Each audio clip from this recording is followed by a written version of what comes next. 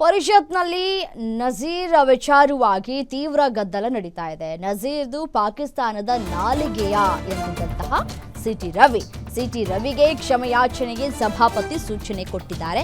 City Ravi ಕ್ಷಮೆ ಕೇಳುವಂತೆ ಕಾಂಗ್ರೆಸ್ನ ಸದಸ್ಯರು ಇದೀಗ ಆಗ್ರಹಿಸ್ತಾ ಇದ್ದಾರೆ.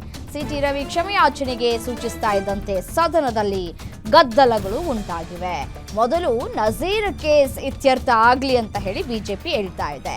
ಭಾರತದ ನಾಲಿಗೆ ಈ ರೀತಿ ಮಾತನಾಡೋದು ಸಾಧ್ಯವಿಲ್ಲ, ಯಾವುದೋ ಪಾಕಿಸ್ತಾನ ನಾಲಿಗೆ ಮಾತ್ರ ಮಾತನಾಡೋದಕ್ಕೆ ಸಾಧ್ಯ ಅಂತ ಹೇಳಿ ಸಿಟಿ ರವಿ ಅವರು ಆಡಿದಂತಹ ಮಾತು ಸದನದಲ್ಲಿ ಸಭಾಪತಿ ಓದಿದ್ದಾರೆ. ಇದೀಗ ನಾನು ನನ್ನ ಮಾತಿಗೆ ಬದ್ಧ ಅಂತ ಹೇಳಿ ಸಿಟಿ ರವಿ ಅವರು ರಿಯಾಕ್ಟ್ ಮಾಡಿದ್ದಾರೆ.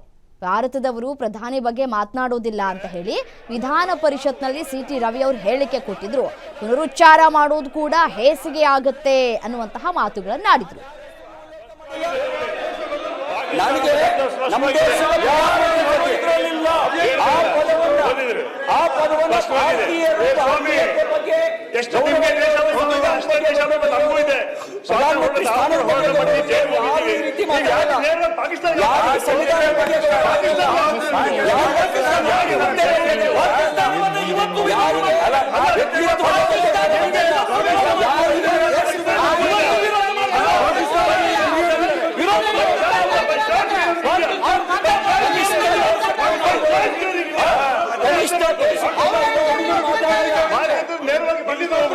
ಯಾರು ಮಾತಾಡಿದಾರೆ ಅದಕ್ಕೋಸ್ಕರ